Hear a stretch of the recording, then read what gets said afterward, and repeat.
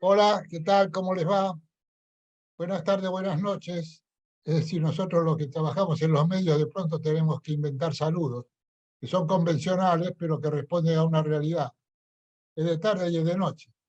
Hoy, señores, les tengo que agradecer las atenciones y la repercusión que tuvo el episodio, sobre todo porque fue algo realmente importante e interesante teniendo en cuenta lo que él maneja. Hoy vamos a pasar y un salto al fútbol profesional y lo vamos a tener a Gabriel Macaya, el profe, que haciendo su licenciatura y siendo director técnico, además, nos va a poder participar con elementos grabados, inclusive, de cosas que tienen que ver con la preparación, en este caso no particular de una selección, sino de los equipos y cómo se trabaja con los equipos. Yo no les quiero robar tiempo, solamente les quiero decir la responsabilidad de haber estado con nosotros en este momento corre por cuenta de ustedes.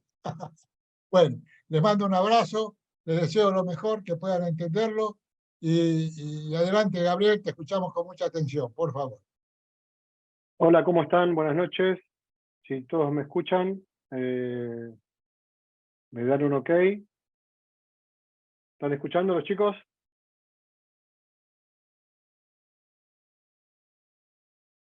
Hola, hola.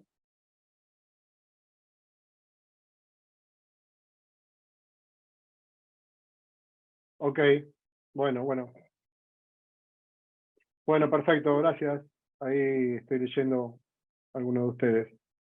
La idea es un poco compartirles una charla que en algún momento nos propusieron en la Asociación Argentina de Traumatología del Deporte, en donde mostrarle a médicos, kinesiólogos, preparadores físicos, es un poco la idea de observar en esta pregunta tan trillada quizás, y cuando ustedes escuchan las transmisiones, aparece las diferencias entre Sudamérica y Europa, ¿no? Precisamente querían ellos saber cuáles eran las diferencias más notorias que uno, a través de los estudios y a través del desarrollo que le mostraba Mariano, cómo lo podíamos adjuntar a un fútbol profesional y después sí combinar este producto comercial que no deja de ser un jugador de fútbol en la posibilidad o potencialidad de venta hacia el fútbol europeo. Entonces, la idea matriz era poder mostrarles a ustedes casos similares y casos muy diferentes, ¿no? Ustedes ven acá Iniesta y Messi, por ejemplo, en donde elijo esto porque les ha tocado jugar juntos, más allá de que representan a selecciones diferentes, y en este caso con estructuras morfológicas y estructurales distintas.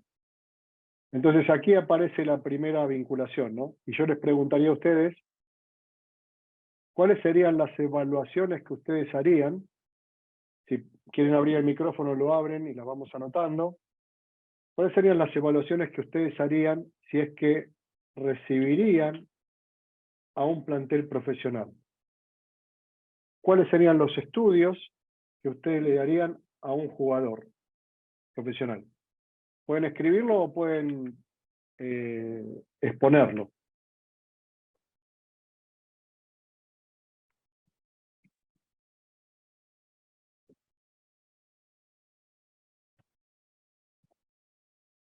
Pueden ir escribiendo si quieren, ¿eh?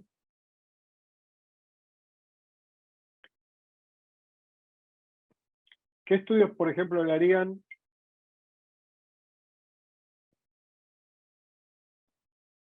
Pueden escribir por el chat, si es que no tienen sonido. Si tienen sonido, no tengo problema en que se los habilite en su momento. Ok. ¿Quién se anima a, a decir qué evaluaciones se le hace a un jugador de fútbol cuando ingresa a un plantel o que hayan escuchado ustedes que se les realizan? Los ayudo con el primero. Santiago dice cualidades físicas. ¿Cuáles serían las cualidades físicas que ustedes conocen?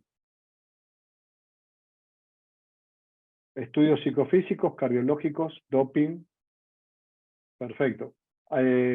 Vamos a parar un minuto en los cardiológicos, chicos. Que está bien, que sería muy bien las variables también que da ahí Santiago, velocidad, fuerza y resistencia. Ok, paremos ahí un minuto, así nos abocamos al primer parcial. Si tenemos que hablar del orden interno, si la capacidad que tiene uno dentro de lo cardiológico, ¿sí? Tenemos la variable de lo que sería la estructura del corazón, ¿sí? Lo que sería la estructura del corazón, que sería, si alguno lo sabe, lo escribe, y si no, se los comento. El corazón, podemos hacerle un ecocardiograma, que eso sería verificar la estructura del corazón, si, cómo están las aurículas, cómo están los flujos, cómo están los ventrículos, es decir, si hay algo que está tapado, si no, etcétera, etcétera. Lo que sería una revisión rápida del motor, ¿sí? Y observar ese motor simplemente estructural. Es decir, esto mismo que ustedes cuando vayan a comprar un auto, decir, bueno, este auto tiene, si tiene las 4 ruedas, las tiene las 4 ventanillas, o si es una camioneta, un poco más, si tiene todos los vidrios, si tiene esto, tiene el otro. Perfecto. Ahora, el funcionamiento del corazón, ¿sí? Tiene, para que el corazón, sabiendo que es un músculo, se estimule, ¿qué necesita? De hacer un chequeo de tipo, que ustedes seguramente lo habrán hecho en algún momento. Un electrocardiograma, perfecto. El electro observa exactamente, como lo dice la palabra, la estructura eléctrica para estimular ese músculo, ¿no? Entonces, se le hace un electrocardiograma en reposo. ¿Y cuál sería el electrocardiograma en movimiento?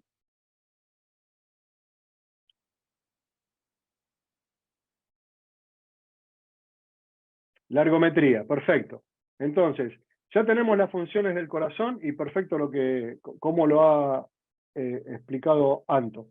Entonces ustedes sepan que el corazón, primero, te observan si no tenés ningún trastorno. A veces hay, sobre todo en los chicos, puede haber algún soplo que no se tienen que asustar, porque uno cada 1000 va a una revisión un poquito más exigente, pero muchísimos chicos tienen soplos cardíacos, que esto con el tiempo se va resolviendo solo naturalmente, ¿no?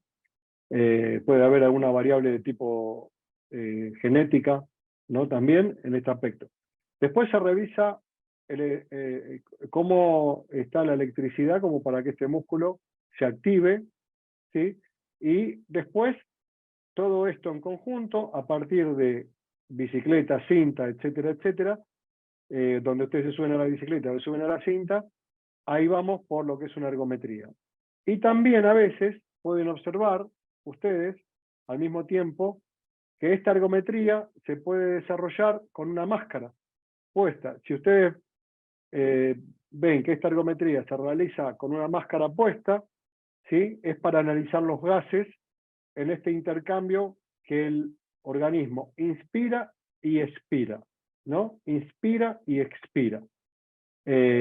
Obviamente, esta relación de inspiración de oxígeno para después la posterior eliminación del anhídrido hace que tenga una progresión en donde aumenta el pH, aumenta el ácido interno, muscular, etcétera, etcétera, de todo el organismo, y llega un momento que o los músculos o la función ergométrica hace que nos vaya avisando cuáles son los límites que nosotros podemos llegar a tener. Cada uno de ustedes tiene un límite determinado. Cada uno de ustedes, cuando el corazón empieza a mostrar fatiga, o los músculos empiezan a mostrar fatiga, van a expresarlo a una determinada velocidad de la cinta. Uno puede correr a 10 km/h, el otro a 11, el otro a 12, el otro a 13. Y cuanto más lejos o más velocidad vayan desarrollando, nos indica que ese atleta tiene más capacidad al menos desde el punto de vista del bombeo de ese corazón, para que esa sangre pueda distribuirse a través de las arterias y generar una oxigenación de todo el organismo para una mejor función. ¿Hasta acá se entiende, chicos?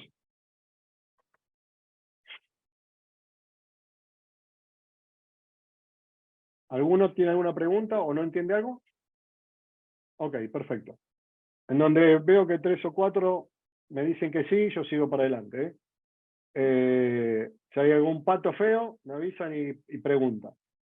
Terminamos con el corazón. ¿Qué otras evaluaciones consideran ustedes que se pueden examinar, evaluar? Y como dijimos, las variables físicas, fuerza, resistencia, velocidad, también se evalúan, después veremos cómo y a través de qué sistema. Pero me gustaría saber qué otro tipo de cosas les parecen interesantes saber de un jugador, si ustedes lo reciben. El oftalmólogo, muy bien. La oftalmología es muy buena, sobre todo porque hay jugadores que no saben y que tienen déficit. Sobre todo cuando hay competencia nocturna y tienen una dificultad de acuerdo a la patología. Entonces, hay que hacer un cuadro oftalmológico, ¿sí? un diagnóstico a través de la evaluación y determinar si necesita lente de contacto, si este jugador conviene que juegue más de día que de noche. Nos ha pasado de atletas que hemos tenido, y además que esto puede generar dificultad en la entrega bien de los pases, la recepción si es un arquero. Es decir, hay un montón de variables que como oftalmólogo debiéramos tener controlado, ¿no? Y aplicado. ¿Cuál otra variable? Muy bueno lo de oftalmólogo. ¿Cuál otra variable sienten ustedes que es importante evaluar en un jugador?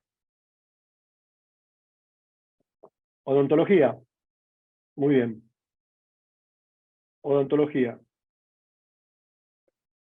Y acá lo que quiero explicarles es lo siguiente. Si ustedes tienen un buen desarrollo dentario y donde no tienen caries, no hay infección. Y si no hay infección, donde ustedes saben que alguna bacteria se puede alojar en cualquier parte del cuerpo, esto puede transformarse quizás en una cardiopatía, en alojarse en cualquier articulación, provocar algún tipo de dolor que se puede confundir con algún tipo de lesión. Entonces es muy importante el tema cardiológico, más allá de que ahí Nico dice que el técnico de River lo expresó en una conferencia. Esto se hace aquí en Argentina hace muchísimos, muchísimos años. Por suerte te hablo casi desde el año, antes del año 90, que están con el control. Piensen que ustedes que aquel jugador que tenga 5, 6, 7 u 8 caries, que los hay, puede tener una merma del 30-35% de rendimiento físico. Entonces, es muy importante cuando ustedes sientan a un jugador e incorporen a un jugador, decimos, bueno, ¿qué evaluaciones le vamos a hacer? Le vamos a hacer odontología, le vamos a hacer lo que es toda la parte cardiológica, todo lo que es la parte oftalmológica. Anto puso laboratorio, análisis de sangre y orina, porque puede haber variables, ¿sí? O factores de coagulación determinados donde retrasan la posibilidad de recuperar rápido. Y esta es una de las variables más importantes en el fútbol, teniendo en cuenta que hoy la competencia es cada 48 o 72 horas, en donde está la Copa Argentina, la Copa de Libertadores, la Sudamericana, el torneo local. En Europa está la UEFA, está la Champions, está el torneo local, la Copa del mismo país. Inglaterra tiene 2 copas más.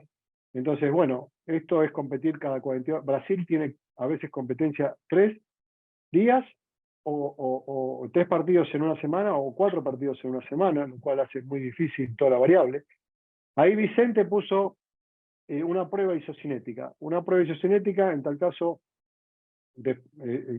seguramente después lo vamos a ver, pero es importante que entiendan que una prueba isocinética entra dentro del cuadro de la traumatología, ¿sí? En donde ISO igual y cinética es movimiento, en donde se sienta al deportista, ustedes si se meten en YouTube van a ver prueba isocinética, se lo sienta a un jugador en una máquina computada en donde lo atan, ¿no? Lo atan a esa silla y tiene que mover con la pierna flexionada, la rodilla flexionada en un ángulo de 90 grados, tiene que extender la pierna y volverla a bajar, extenderla como si estuviese pateando, y eso se transporta a una computadora y eso nos marca a nosotros no solo qué nivel de fuerza tiene, de resistencia o de velocidad, o para que le falte entrenamiento o no, ¿sí? Sino que además esta lectura que hace la máquina, la computadora, como trabaja a nivel inconsciente cerebral, si hay algún tipo de lesión, o esta persona o este jugador ha tenido una lesión de menisco, por ejemplo, o tiene una osteocondritis, que una osteocondritis es una caries en el hueso, es un agujero negro en el hueso, como si fuese una caries en la boca, pero lo tiene en los huesos, y eso provoca dolor, lo ha tenido y lo han sufrido jugadores que han dejado de jugar hace muchos años, ¿sí? Y esta prueba además, cuando ustedes tienen un ligamento cruzado, en el diagrama de la curva de la fuerza, cuando ustedes generan fuerza, y tienen una lesión, la máquina en vez de hacer toda la montanita hasta que vaya bajando la fuerza, hace como una montura, ¿no? Entonces, eso quiere decir que el cerebro está registrando, y registró que en ese ángulo se provocó una lesión, y enseguida nos muestra el diagrama de eso. Por lo cual, cuando hay un jugador de Sudamérica que va al fútbol europeo, los médicos piden imágenes, estudio de imágenes, como es que más allá de los análisis de laboratorio, etcétera, etcétera, piden imágenes isocinéticas porque saben ahí si este jugador, más allá de las cicatrices que pueda tener, tiene o tiene algún tipo de daño dentro de la articulación. ¿Esto se entendió?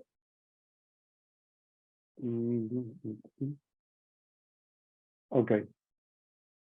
¿Qué otra prueba sencilla que ustedes conocen para saber dentro de lo traumatológico? ¿Qué otras pruebas pueden considerar ustedes importantes dentro del traumatológico?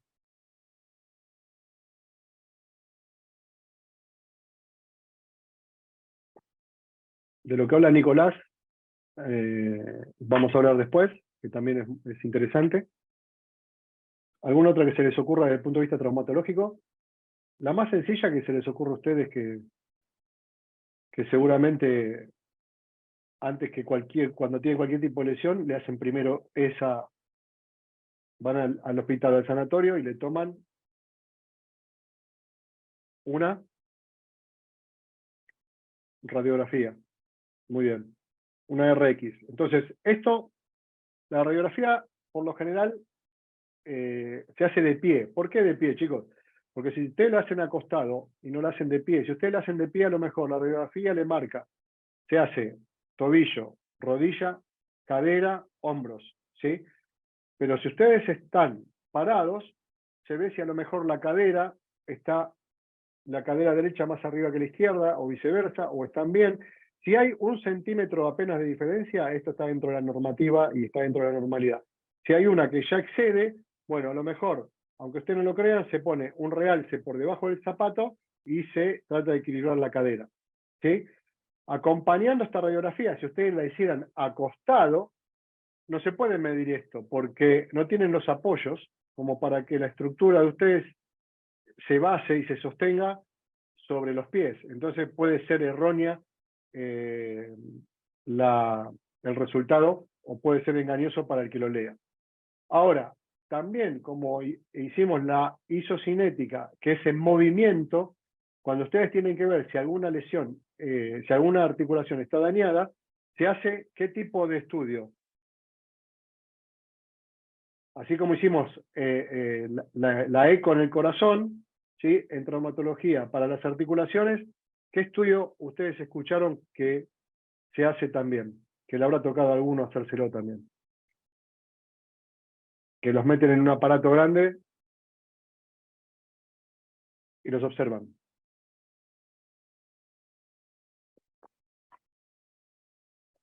Resonancias,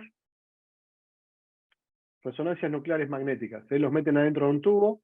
Hay ahora, para aquellos que no les gusta estar un poco encerrado adentro de un tubo, los meten debajo de un techo, los resonadores son abiertos, tienen 4 columnas, y simplemente se quedan ahí un rato y les toman estas imágenes. Entonces, ya tenemos análisis de laboratorio, ¿sí? Sangre y orina, ¿ok?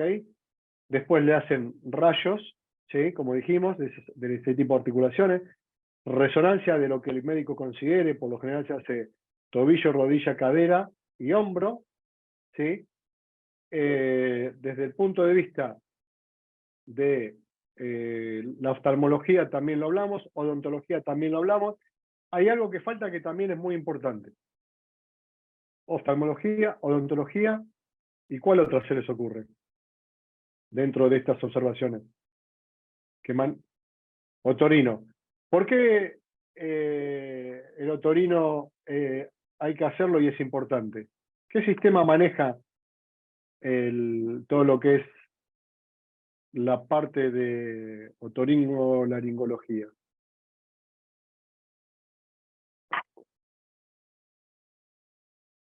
Dentro del movimiento. Nariz y oído, sí. El balance, muy bien, el equilibrio, muy bien. Todo lo que maneja es sumamente, porque ustedes saben que en el oído están los otolitos y hay 3 sistemas que se intercambian, ¿no?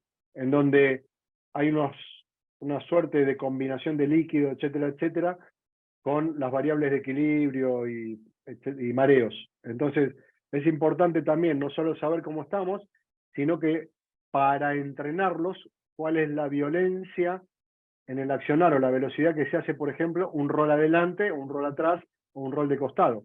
Porque se pueden desprender esos otolitos y pueden después quedar liberados y dificultar el equilibrio, como bien dicen. Bueno, hasta ahí estamos muy bien. Entonces, vamos a pasar ahora a mostrarle otro tipo de función. La función que les estoy mostrando a ustedes es algo que es el gol estándar. ¿Para qué? ¿Alguien alguna vez se hizo esta evaluación? ¿Alguno de ustedes trabajó con esto o les han hecho este tipo de evaluaciones? No. Pueden buscarlo. Esto es el gol estándar de lo estructural. ¿Qué quiere decir lo estructural?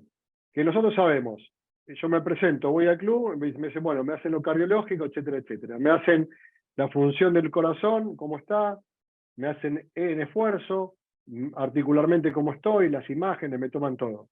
Ahora, ¿qué es importante saber para cualquier preparador físico? ¿Sí? Que Mariano se los marcó en la clase anterior, en lo que refiere a la diferenciación de la evolución de cualquier chico.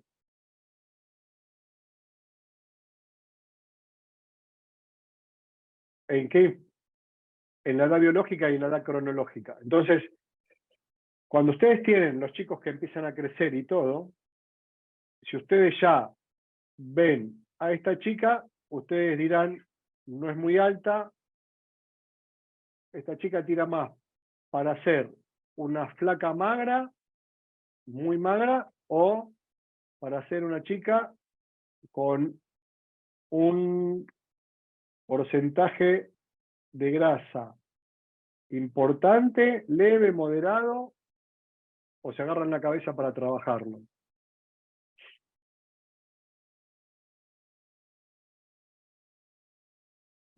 A simple vista cuando ven esto.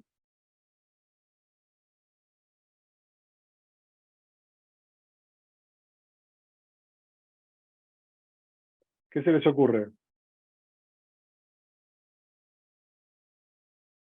Esto tarda muy poco tiempo, ¿sí? El aparatito que ven ahí se desplaza por toda la camilla, es un escáner, ¿sí? Es un escáner, y le lee exactamente el porcentaje de grasa, de vísceras, de músculo, etcétera, etcétera. Entonces, a partir de ahí, nosotros podemos determinar, ¿sí?, cuál es la estructura de esta persona para saber qué debiéramos hacer con ella, ¿sí? Supongamos que esta chica está excedida de peso, de grasa, ¿sí? Y a su vez no tiene buena musculatura. Si ustedes fuesen preparadores físicos y con esas dos variables, ¿qué le dirían? Ana, vamos a suponer que se llame Ana. Ana, anda y hace ¿qué?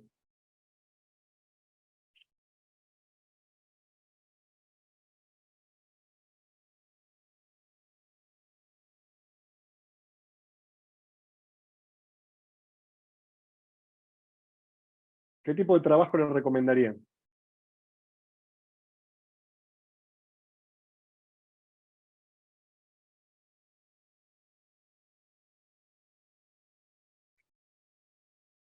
¿Nadie se anima?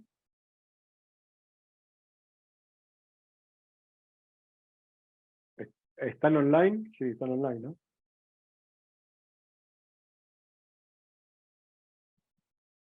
Supongamos que, exactamente, ahí Alejandro dice fortalecimiento muscular y arriba Alejandro dice gimnasio y a caminar. Entonces, después vamos a ver gimnasio, caminar, gimnasio o trotar, gimnasio o correr, y la variable va a estar dada. ¿Por qué historial tiene ella? Si tuvo lesiones articulares, si no tuvo lesiones articulares, si, qué nivel de entrenamiento tiene, si es moderado, bajo o de performance. Entonces después elegiremos a qué velocidad va a ser cada una de estas cosas. Pero está perfecto. Ahora, supongamos que esta persona tiene buena masa muscular, ¿sí?, buena masa muscular, pero está excedida de peso. ¿Cuál sería ahí el protocolo que ustedes le darían? Dieta, muy bien, punto 1. En tal caso, en el caso anterior también. Trabajos de cardio, perfecto.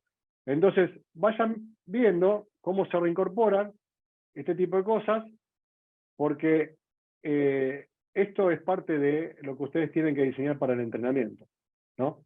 Entonces, ahora veamos que de acuerdo a todo esto, toda esta información, nosotros tenemos que saber que en el mundo en sí, de acuerdo a la zona donde jueguen los jugadores que reciban o donde ustedes trabajen, ¿sí?, serán más o menos capaces en determinadas cosas.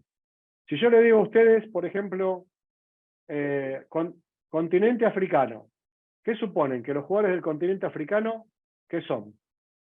¿O cómo son desde el punto de vista físico? Fuertes, potentes,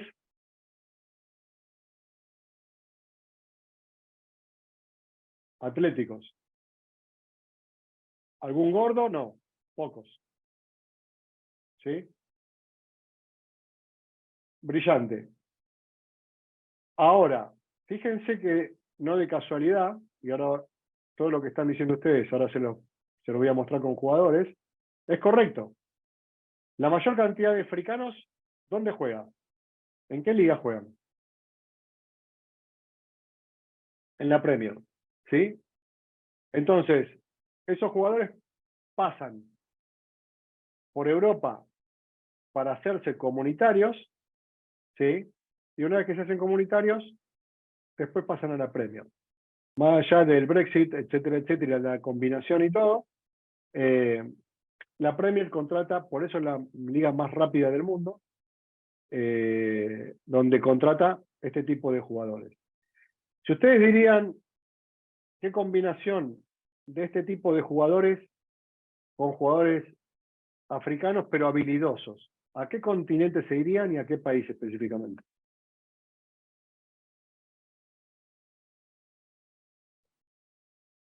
Brasil, de acuerdo. Fíjense que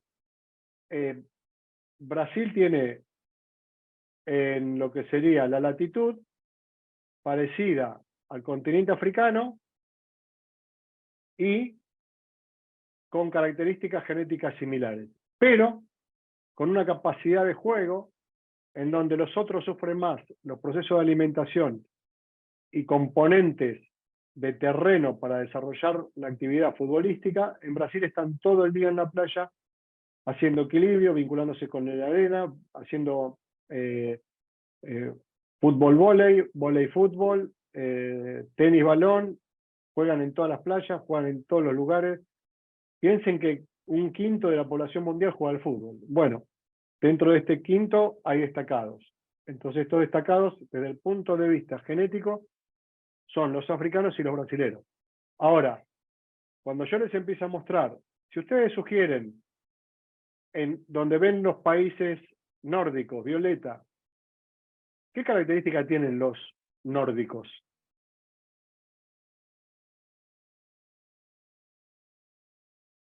Altura, altos, fuerza, todo eso está perfecto. Resistente. Fíjense que esto que Germán habla, de que son resistentes, así como también los africanos, porque ellos, para poder vincularse socialmente y tener relación y conseguir alimentos, cuando surgieron, al no tener gran población, se tenían que trasladar de un sector al otro, haciendo gran recorrido de grandes terrenos.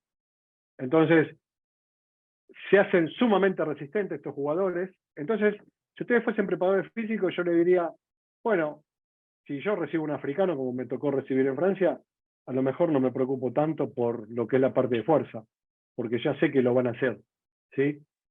Si me voy a trabajar a un país noruego, finlandés, sueco o dinamarqués, a lo mejor ponerlos a correr y entre ponerlos a correr y darle más habilidad, le daría más habilidad, o lo haría jugar más, porque la resistencia ya la tienen. Entonces, a partir de estas ideas que yo les estoy brindando, ¿no? Puede que ustedes entiendan este tipo de coyunturas, ¿no? Que, por ejemplo, Ronaldo es un jugador portugués, ¿sí? Pero que cuando los jugadores ingresan de Sudamérica a Portugal, ¿qué suponen ustedes que la liga portuguesa tiene a diferencia de casi todas las ligas europeas? ¿Por qué ingresan por Portugal los jugadores?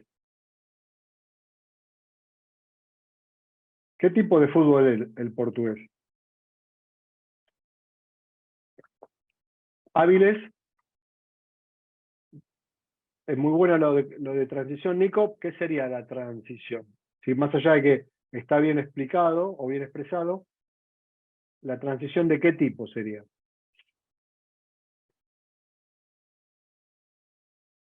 De intensidades. ¿Cuál es la liga que más intensidad dijimos que va? ¿Cuál sería la primera? La Premier. ¿La segunda? La alemana. Hasta ahí vamos bien. La tercera.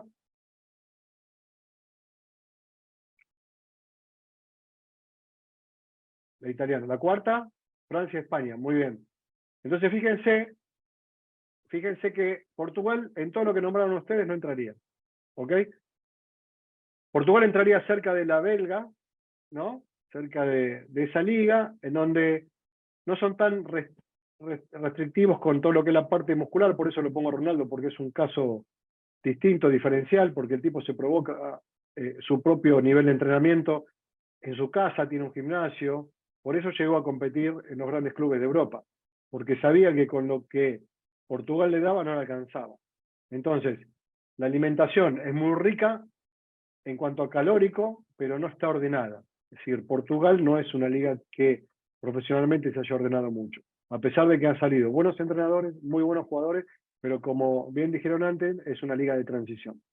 Entonces, cuando vemos Griezmann está dentro de una liga que compitió en principio con jugadores fuertes, como los pueden ser los africanos, porque hay países que obviamente el idioma en África convive con el idioma de Griezmann, pero Griezmann es una particularidad de resistencia vinculada con habilidad. No sería el jugador francés de raza, ¿no? En donde puede, ¿sí?, desarrollar sus capacidades y poder competir por esa misma cualidad física a un nivel de competitividad como la que está desarrollando, que hoy ya pasa a una liga como la española, en donde hay un mix de cierta velocidad, de cierta ubicuidad, de buen trabajo estratégico, pero de muy buena precisión sobre todo, porque los equipos grandes de las ligas importantes hacen esto considerablemente oportuno como la calidad técnica para el buen desarrollo del juego, como ha sido el Barcelona o como es el Real Madrid, excepto ayer que no lo pudo desarrollar, dentro de esa liga.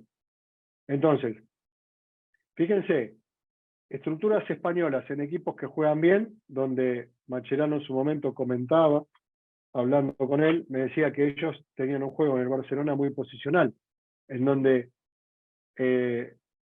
cuando estaban con Guardiola, que ahora lo hace el City también, se dedicaban con grandísima, importante precisión e impactación de velocidad en el balón, en el elemento, para tener la recepción adecuada y el control orientado hacia lo que querían seguir haciendo.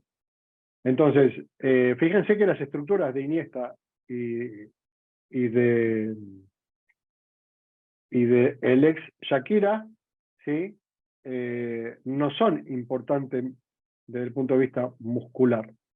Entonces, jugaban bien, han ganado un montón de cosas, sí. Hubiesen desarrollado la masa muscular de otra forma, si hubiesen trabajado en otra liga, seguramente que sí, para poder competir, ¿no? Ahora, la liga alemana, muy disciplinada, ¿sí? Fíjense que ahí es este sí, que es magro, es un flaco magro, pero con una masa muscular óptima, con un buen desarrollo, todavía aún está jugando, ¿se entiende? Pero bueno, la liga alemana, si no tenés la disciplina y el comportamiento sistemático, que si no te lo da el club, lo tenés que ir a buscar por fuera, no podés competir en esa liga.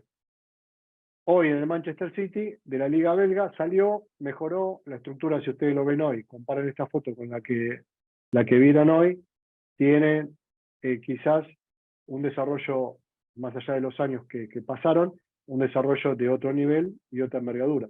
Fíjense que hoy, después de un tiempo que lo han visto con esta camiseta hace ya unos años, este jugador hoy hace unos esfuerzos y unos recorridos de persecución impresionantes. Ayer lo demostró, terminó acalambrado sobre el final, pero bueno, adquirió otro tipo de variables para poder competir en la liga que está compitiendo. Acá aparece lo importante de la raza, ¿no?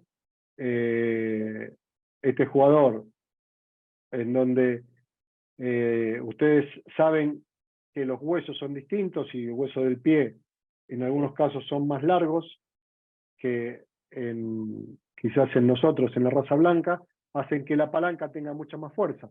Entonces estos jugadores tienen mucha más potencia por ende y mucho más desarrollo.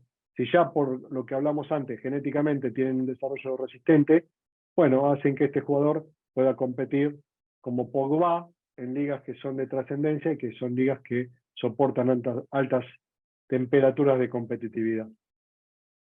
Sterling, chiquitito, habilidoso, muy dinámico, fíjense ahí las piernas que tiene, la agilidad de movimiento, pero sobre todo la estructura que tiene, ¿no? Como para poder desarrollar grandes velocidades, grandes desarrollos de velocidad en muy pocos metros, ¿no? Que eso es una de las cosas más importantes hoy.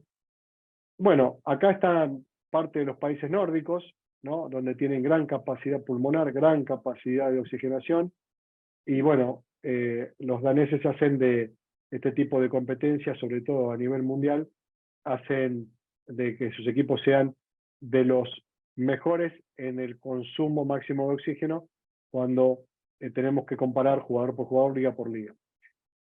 Ya lo vieron a Modric. Modric en este mundial último, en el mundial anterior, en cantidad de recorrido y de distancias, ha generado exactamente lo mismo, casi los mismos kilometrajes, 11 kilómetros en el mundial anterior, 11 en este, ha igualado prácticamente la misma métrica entre 20 y 25 kilómetros por hora en sus desplazamientos, ha disminuido en un 13% los niveles cuando ya son de alta intensidad, que llamamos de sprint, que esto es cuando pasa a más de 25 kilómetros por hora. Para corroborar esto, se usan dispositivos que lo voy a mostrar más adelante, como los GPS, ¿no? Robben, nos ha tocado enfrentarlo a Robben, este holandés, cuando jugaba en el Bayern. Nosotros nos tocaba el Valencia, ya lo van a ver. Jugaba, es un zurdo, pero jugaba como Di María por lado derecho, ¿no? Este jugador era un jugador muy potente, ¿sí? Muy potente, con mucha velocidad, pero sobre todo tenía calidad de movimiento y elegía el momento donde aplicar esa velocidad de sprint, teniendo en cuenta su edad.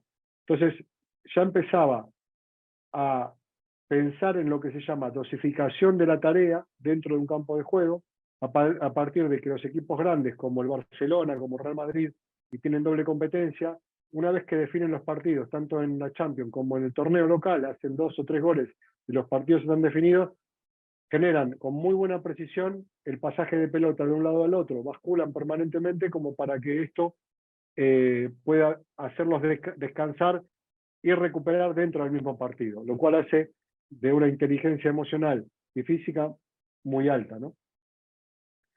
Eto'o, ¿no?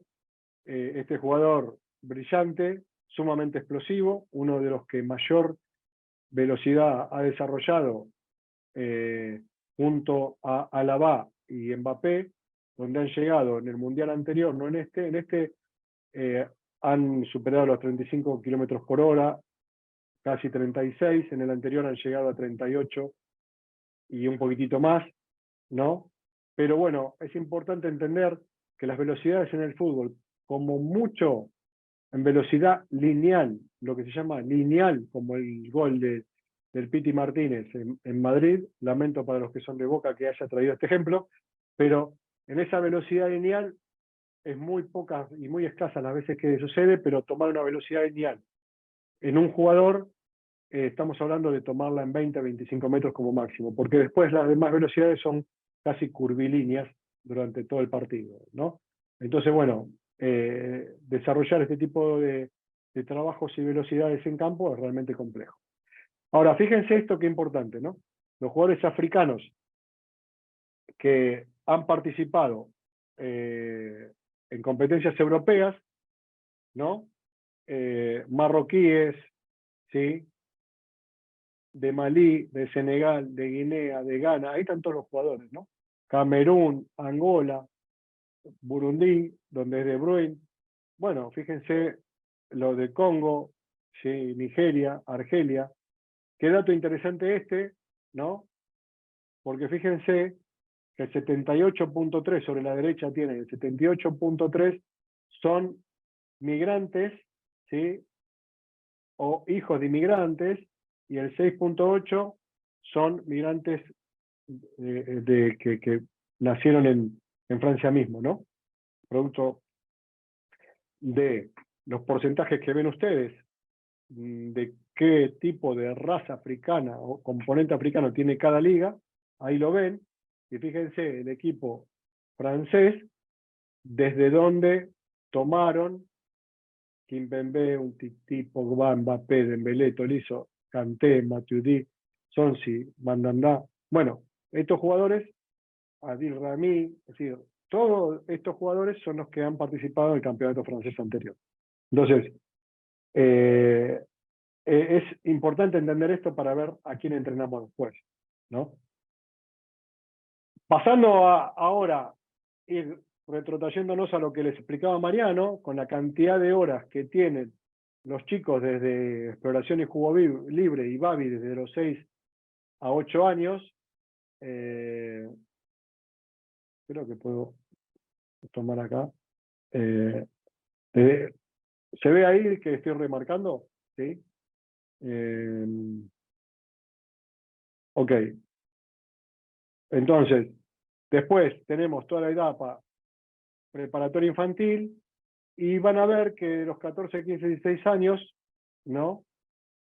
Tienen determinada cantidad de horas, pero lo que es importante en Argentina es entender que dentro de este grupo de jugadores tienen esto, o esta línea roja, que esta línea roja representan casi 2000 horas hombre de trabajo, ¿sí? Horas hombre de trabajo. Y lo que les marcaba Mariano era que en cada uno de estas horas, cada chico trabaja, y ahí sí aparecen las capacidades condicionales. Fuerza, resistencia, velocidad. ¿Qué quiere decir esto? Que si yo trabajo resistencia en 1 hora y media durante 60 minutos, es decir, 1 hora, este chico obviamente va a ser resistente más que veloz. Ahora, si yo me paso entrenando la velocidad con determinados límites por sobre la resistencia, este chico va a ser más veloz que resistente. Ahora, también es cierto, como hablaron antes ustedes, que la genética tiene una importancia capital. A partir de que nosotros sabemos, y hoy ya el mapa genético de cada uno de nosotros está escrito, sabemos qué tipo de fibras tiene cada uno de nosotros, bueno, a partir de eso podemos establecer si lo hacemos resistente, veloz, o si lo hacemos un veloz resistente, lo cual indicaría que este jugador, como Mbappé, puede sprintar muchas veces a la velocidad que él tiene, ¿sí?, sin lastimarse. Este concepto quiero que lo entiendan y que lo puedan apreciar para saber entender, y así seguimos con eso. ¿Se entendió esto, chicos? Ok, perfecto. Entonces, bueno, volviendo un poco a esto, ¿no? Nosotros decimos que los jugadores del fútbol profesional hoy no llegan a los 17, 18 años, con lo cual no están del todo formados o conformadas sus estructuras de acuerdo al deseo del profesor Pisoglio, como para poder trabajar nosotros de acuerdo al alto rendimiento, teniendo en consideración que él tiene no solo toda esta gama de 6 años de trabajo, sino más las infantiles, sino que nosotros en esos 8 años tenemos quizás 8 semanas, porque ustedes saben lo que pasa en el fútbol profesional, que pierden en 8 semanas, que son 2 meses, 10 partidos y se tienen que ir a la casa. Entonces, bueno, para ver la primera comparación, acá arriba dice velocidad en 10 metros, ¿sí? Y tenemos que en la Liga Española, un jugador tiene en 10 metros 1.6 segundos, 1.7, y en Argentina tiene 1.9, 1.8. Lo cual ya habla de una diferencia entre la velocidad de estos chicos a nivel de los 17, 18 años.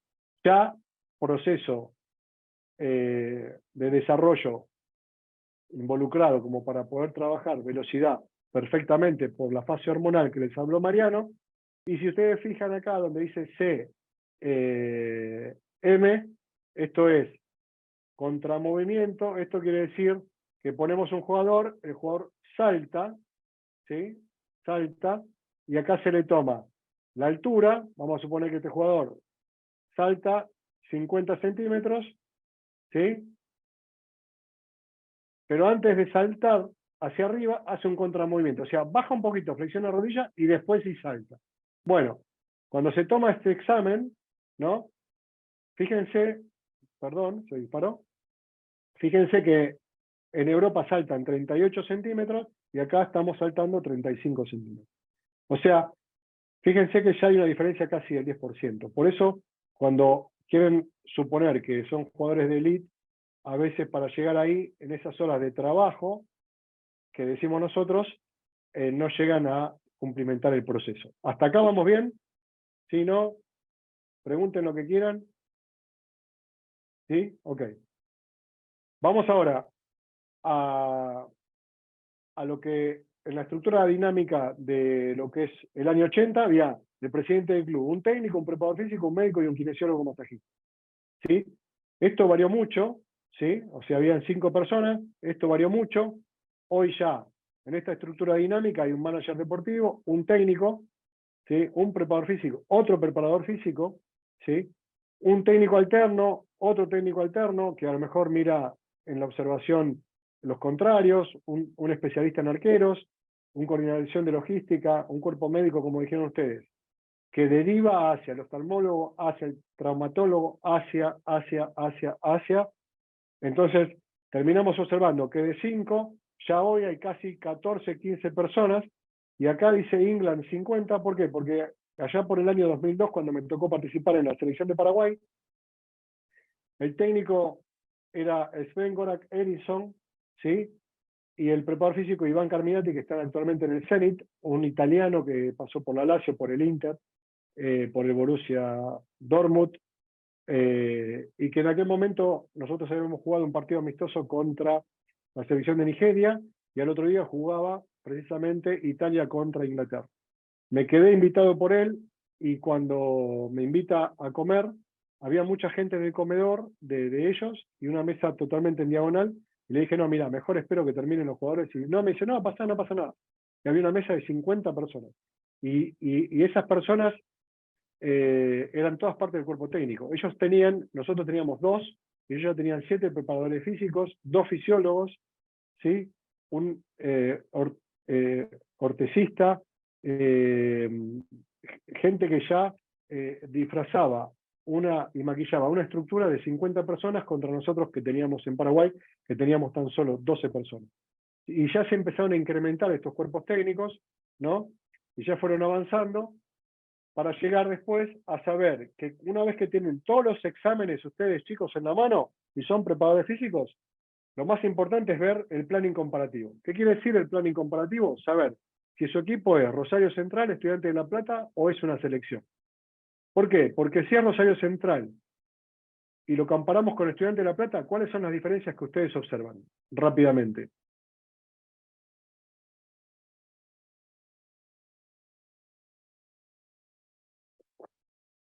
Partidos que juega, muy bien. ¿Qué más?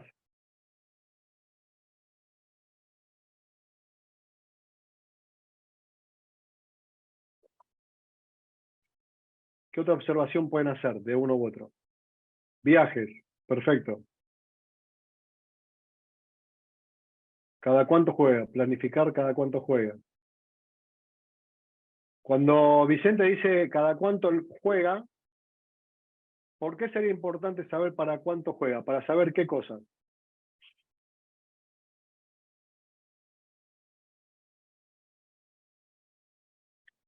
Fíjense esto. Los tiempos de recuperación, perfecto. Fíjense esto, bueno, está en azul, ahora le cambio el color para que lo vean.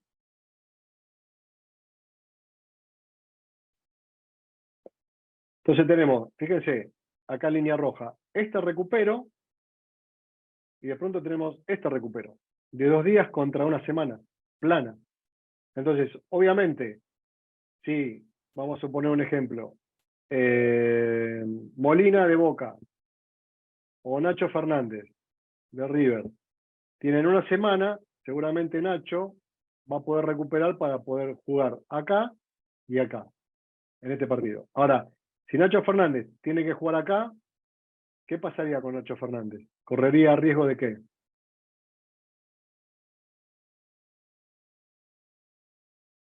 De lesión. Entonces, bueno, vieron cómo se va encadenando una cosa con la otra. Por eso es importante saber que además, dentro de esto, hay algo que es muy importante, chicos. Una cosa es torneo local, y otra cosa es que el jugador tuyo vaya a la selección, ¿sí? Que cuando viene fusilado, muerto, porque obviamente da el 120, el 130 partidos lo que da con nosotros. Y después, además, ¿por qué? Porque están los viajes, ¿sí? Y hay que ver si este jugador va a la altura o va al llano. ¿Se entiende? Entonces, esta sumatoria de partidos hace que, obviamente, tengamos en consideración la posibilidad de. Más allá de esto que hablaban muy bien ustedes anteriormente, que son los viajes. No es lo mismo Copa Libertadores que buscar este procedimiento a Colombia, que a lo mejor tarda 15 horas, que ir a Uruguay, que Uruguay, Chile, Paraguay, sería quizás los mismos recorridos que tengo. Francia-Alemania, Alemania e Inglaterra, Portugal-España, Portugal-Francia, etcétera, etcétera. En donde ahí ya, además de este tipo de preparación, ¿qué otra cosa involucra para un jugador cuando, por ejemplo, cambian cambian, vamos de Argentina y aparecemos en Europa. ¿Qué pasa cuando pasa esto?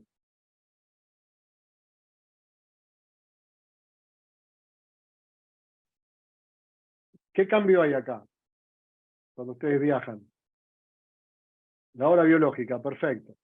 La hora biológica está dividida por los usos horarios, ¿sí? Cada uso horario es 1 hora y cuarto, 1 hora y media, depende de dónde vayan. Por lo tanto, si viajamos de Argentina a España, hoy son 5 horas, la adaptación, ¿cuántos días les va a llevar a ustedes si viajan hacia España? Adaptarse. 5 días, perfecto. Entonces, es muy buena la posibilidad de entender que si ustedes viajan a España, ¿qué tipos de trabajos, cuando llegan y tienen que entrenar, qué tipo de trabajos no harían ustedes? De fuerza, resistencia, velocidad no harían. ¿Qué tipo de trabajo no harían?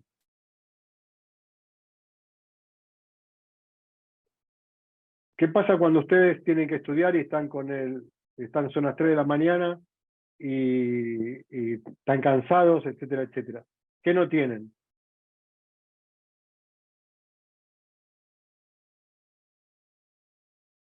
Y más que resistencia, ¿qué le pasa a ustedes?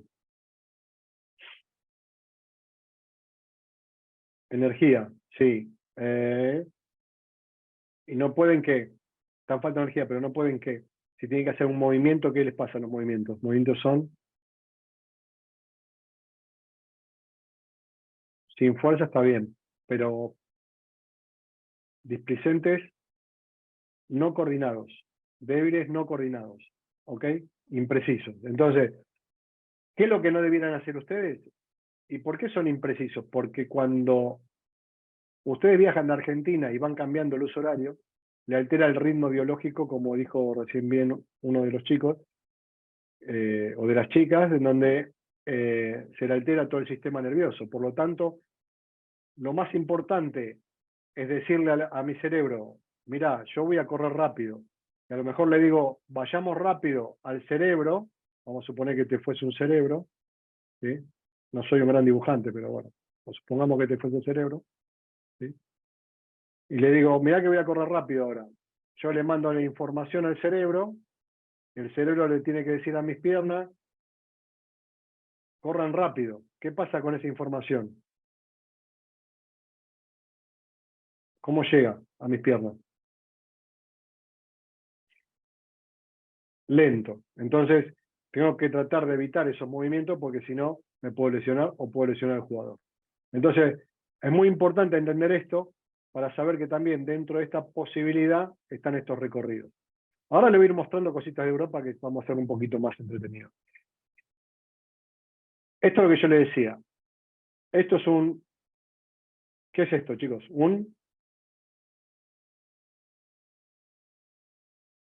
¿Este aparato qué sería? Del medio. Sí, el del medio donde está ahí el... Parecido a una DEXA. Parecido a una DEXA, muy bien, pero sería un... ¿Nadie les hizo alguna vez un ataque? ¿No? Este es un tomógrafo, ¿ok? Un tomógrafo, perfecto. Parecido a una DEXA, entonces ahí te pueden ver internamente cómo están tus órganos, ¿sí? Habíamos hablado que en la DEXA ven los componentes de los músculos, ¿sí? En la DEXA, y en las resonancias si hay tipo de lesión o no. ¿Hasta ahí coincidimos? Tiene que decir que sí porque... ok, perfecto.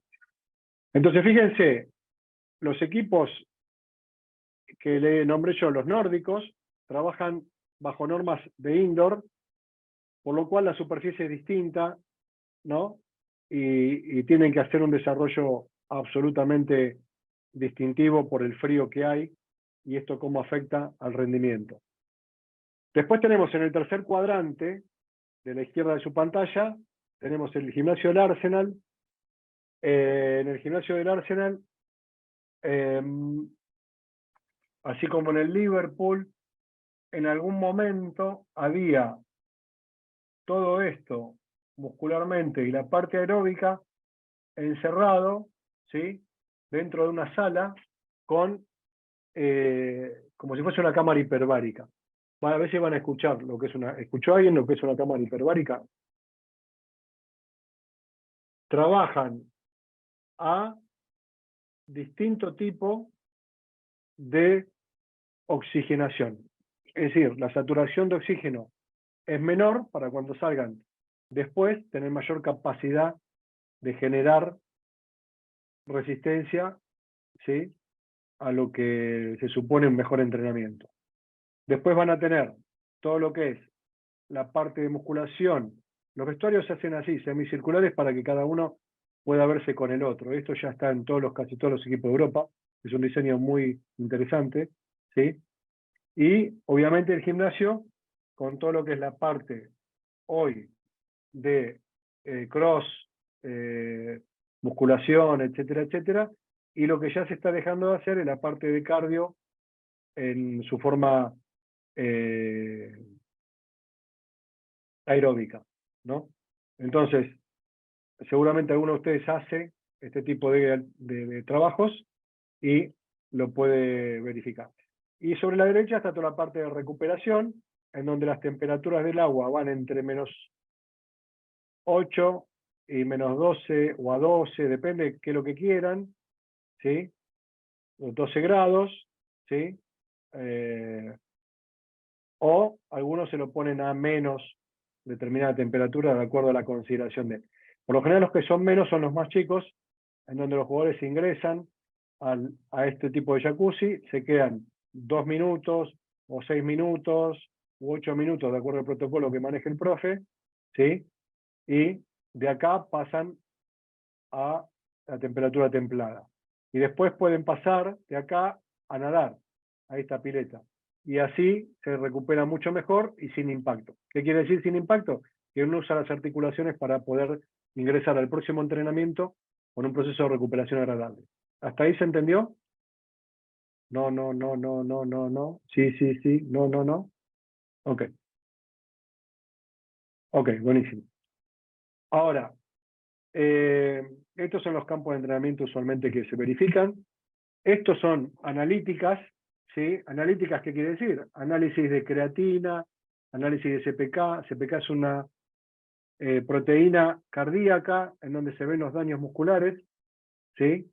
Entonces, bueno, estos jugadores, por ejemplo, tienen daño muscular, por lo general aparece esto después de los partidos, entonces se sugiere que estos 4 no entrenen, que estos de amarillo tengan determinada diferenciación, que estos de verde hagan casi todo, que estos de celeste hagan todo. Y esto hoy es lo que se llama personalización o individualización del entrenamiento. Ok. ¿A partir de qué? A partir de que los recorridos se miden con esto, ¿sí? Con esto que se llaman sistemas GPS, sistemas satelitales de control, ¿sí? En donde se observa cada traslación, cada recorrido, cuánto recorre, a qué velocidad recorre, cuánto salta, ese impacto, cómo lo asimila el organismo, etcétera, etcétera, para después poder mensurar el entrenamiento. ¿Se sigue entendiendo o se complicó? ¿Se entiende? Ok. Y acá abajo van a ver los jugadores en alimentación, en donde las 2 primeras horas post partido es trascendente que ustedes se alimenten, primero que se hidraten, antes, durante y después del partido, ¿sí? Con una botellita esa de 250, etcétera, etcétera. Después, que se alimenten, y posterior, yo no soy muy amigo de todo esto que están acá, de todo lo que es proteína, etcétera, etcétera, que es una de las industrias más ricas del mundo, y la que a mí menos me convence, porque si está bien entrenado y bien alimentado, no hace falta que lo generes. Diferenciaciones con Argentina y con Sudamérica son los campos de juego, ¿sí? En donde el río es permanente y donde hay superficies de caucho y de tergopor. ¿Para qué? Para que absorba mejor la impactación cuando el jugador, a través de su calzado, ¿sí? De su calzado, pueda amortiguar el impacto y que este calzado sea igual que el del campo de juego donde van a jugar. O sea, este piso es igual que el del entrenamiento, ¿sí? exactamente igual de donde entrenan los chicos. Ahora, vayamos a la siguiente. Fíjense, salgo de acá.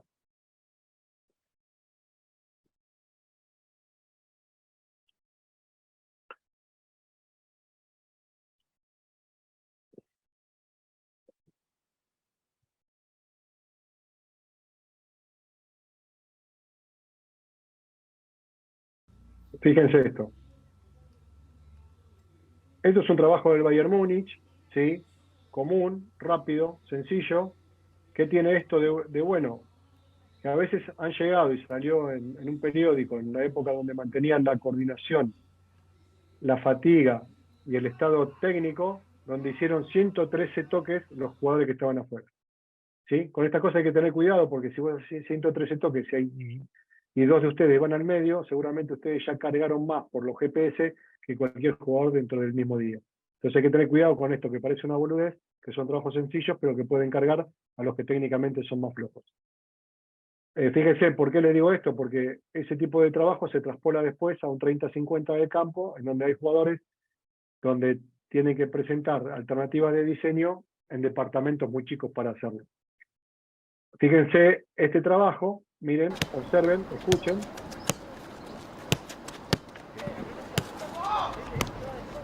En Europa, la traslación o la impactación a través del campo de juego, del elemento y la técnica de los jugadores es superior en un 12% a lo que se trabaja acá en Sudamérica. Y esto se entrena. Después hay una elaboración neurocortical en donde el chico se para sobre una superficie y tiene que invocar un autito, una piedrita, lo que fuere, dentro del círculo, y a través de eso ven la lateralidad del hemisferio cerebral derecho, izquierdo, y componentes como para que esta elaboración sea de desarrollo cognitivo. ¿Por qué hablo de cognitivo? Porque hoy los entrenadores hablan a veces que, como hablaban de que Dybala tenía un GPS en la cabeza porque estaba desarrollando un pase sin mirar a un compañero bien posicionado, pero eso es lo que él tiene como ventaja desde el punto de vista de pensamiento. Seguramente la mayoría de los jugadores hoy los hacen estudiar para que entiendan mejor las consignas. Las consignas de antes, fíjense la cantidad de flechas que hay por los indios, que un día si se escapa una flecha de esa va a matar a alguno de ustedes. Esto es la final de Estudiantes de La Plata contra el Manchester, y fíjense todas las indicaciones que le dio Subeldía en aquel momento. Pero bueno, hoy esto está absolutamente explicado, y esto es lo que Guardiola trabaja en relación a lo que decía Ancelotti. Esto salió en una revista, en donde hablaba, en el momento que Ancelotti eliminó al equipo de Guardiola, de la simpleza. Esto es obviamente antes que el partido de ayer, donde terminó muy mal, ¿no? Pero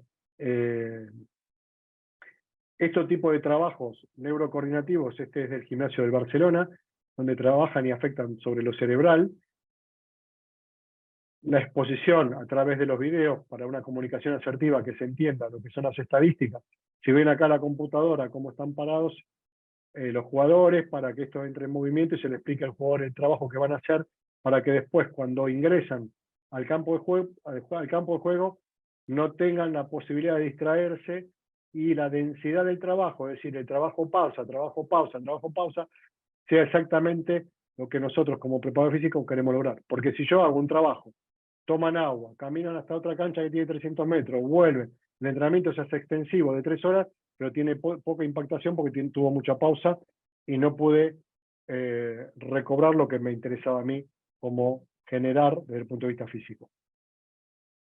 Estos son otro tipo de trabajos, donde está, fíjense, el diseño bien pautado, como para poder desarrollar trabajos cognitivos, para que se sepa que está bien ejecutado y que no, el contacto que tiene que tener desde el punto de vista visual el jugador, cómo, ¿sí? Y para saber dónde tiene que definir este chico después. Estos son todos jugadores que se los entrena anteriormente para que el trabajo después tenga calidad. Esto es lo mismo, son trabajos donde se muestra el trabajo y después lo bueno de esto es que tiene aplicabilidad, es decir, este tipo de trabajos en dejar pasar el balón, ¿sí? Para poder picar, y poder desarrollar y poder terminar la tarea, tiene aplicabilidad con el juego, fíjense, dejar pasar e ir. Es lo mismo que esto, fíjense, en donde se practica.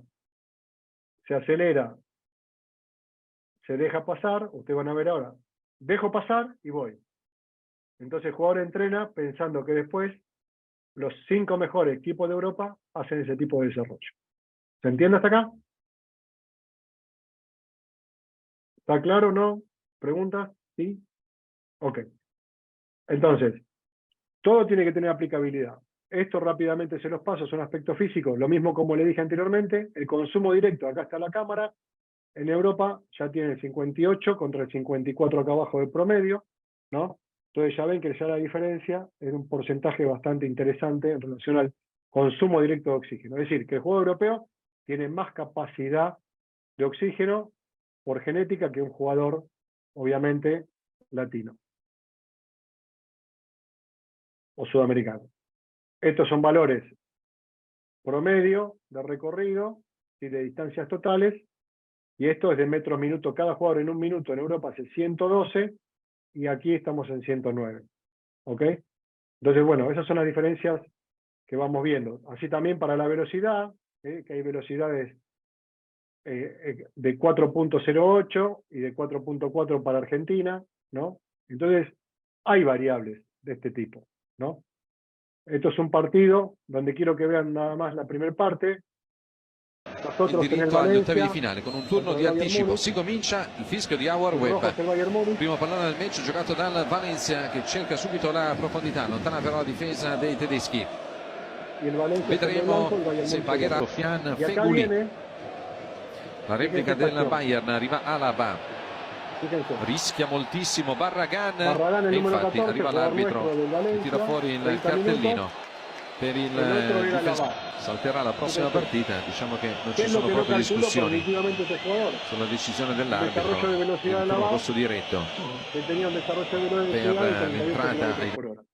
¿Cómo se mide el 38 km por hora? A través de los GPS, el sistema satelital, en donde este sistema satelital va a una computadora, la computadora marca segundo por segundo dónde estamos ubicados nosotros, ¿sí? Se traza una línea, fíjense que los picos más altos son los picos de velocidad, y en este desarrollo, fíjense que acá donde hay grietas, es lo que yo no quiero que suceda, que haya espacios, ¿no? Como para que los jugadores tengan mucho tiempo de descanso y puedan trabajar bajo este sistema de control permanente. A su vez, como hay cámaras, se traquea esto, si se pone el video conjunto con el GPS, y nos va leyendo exactamente qué movimiento hizo en cada tiempo y en cada esfuerzo, para saber si se lesionó, en qué momento, en qué tiempo de minuto iba del entrenamiento, etcétera, etcétera, para poder regular las cargas. Después se sacan los datos, que no es interesante esto, pero bueno, las 3 velocidades más grandes, es decir, el sprint, la alta intensidad entre 20 y 25 km por hora, y de 20 a 25 son las 3 más importantes. Después se compara jugador por jugador, puesto por puesto, ¿sí? Y se ve que si un jugador recorre más de 12 kilómetros, como está acá, de 11, 3, 12 kilómetros, bueno, ese jugador hay que pararlo cada 10 partidos, cada 9 partidos hay que pararlo un partido, porque está en tendencia de poder hacer una lesión. Después hay otros exámenes como la recepción, el impacto, para ver qué tipo de calzado se usa, y qué tipo mejora la calidad del entrenamiento, etcétera, etcétera. Esto está bueno que lo sepan. La hidratación, como le decía yo, que es importante porque un jugador puede perder entre 2 o 3 kilos, ¿sí? Esto para recuperar es muy importante. O hielo o nitrógeno. Y el nitrógeno te pones 1 minuto, 2 minutos a menos 117, como marca acá, de temperatura, o 170, 1 o 2 minutos, que reemplaza los 7 o 8 del hielo solo. La comida, como le decía, post-match, inmediatamente en el partido. Los asados, los chorizos para el cuerpo técnico sí, el pollo sin piel para los jugadores, con algún lomo pueden comer. El asado de tira para el cuerpo técnico. Las conclusiones de todo esto es las infraestructuras, como para poder comparar un jugador europeo con un argentino. La vieron ustedes en infraestructura, las estructuras y las prestaciones de los clubes, las estructuras de trabajo en la cantidad de gente, los aspectos técnicos, como le mostraba, los procesos formativos, ¿sí? Los aspectos socioculturales, psicológicos, hábitos en educación y descanso, los calendarios, los aspectos geográficos y viajes como para poder entrenar. Grábense esta película y véanla después, así lo charlamos más adelante. Conley Training Center, esta es un día en la vida de un jugador, ¿sí? El Day of Life, anótenlo, Russell Martin, anótenlo y véanla después, qué es lo que hace todo un jugador en la Premier, saquen una foto de pantalla en tal caso, qué es lo que hace todo un jugador en la Premier durante un día de trabajo. No se los pongo para no demorar la charla. Así vamos cerrando. Y lo que hablamos antes, la genética, que ya nuestro diagrama está hecho, ya se sabe qué tipo de fibra tenemos, si tenemos fibra tipo 1, tipo 2, quiénes somos más resistentes, quiénes somos más eficientes para tal cosa, para lo otro, y de acuerdo a eso poder trabajar en la ingesta de determinadas alternativas.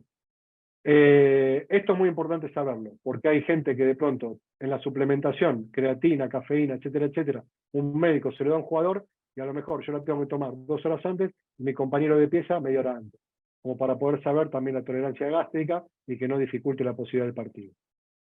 Estos son determinados trabajos de modelos de juego y metodologías que a ustedes no les va a servir de mucho, cómo se cuantifican los trabajos, qué hay que hacer durante la semana y el juego, y lo que decía el entrenador del Bayern Múnich, Pintus, ¿no?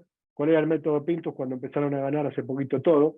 Y él simplemente dijo, miren, el método mío es trabajar, como dijeron uno de ustedes al principio, la fuerza, la resistencia, la velocidad, planificándola semanal, mensual o anualmente, de acuerdo a la fisiología, la teoría de cada entrenamiento, pero a nivel de cada uno de los jugadores que está en mis manos. Así que bueno, le agradezco la atención que han prestado. Espero que no se hayan aburrido en esta hora casi media de trabajo. Y les voy a dejar mi mail ahí, Gabriel Macaya 62. Perdón. @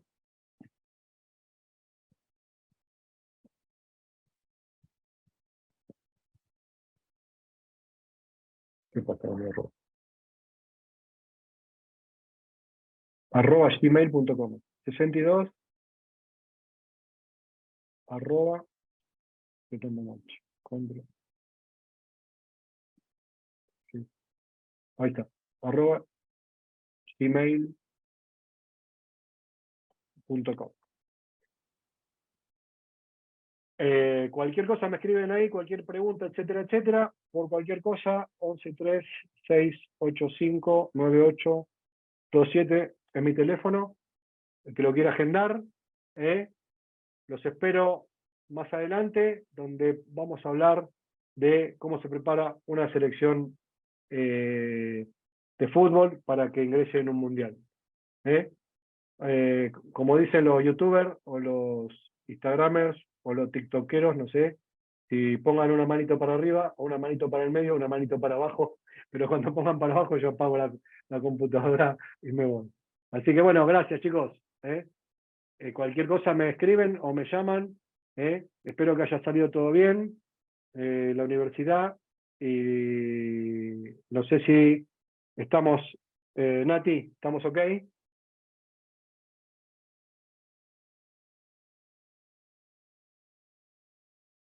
Bueno, abrazo para todos. Gracias, Nati. Hasta luego. Chao, chicos. Salgo.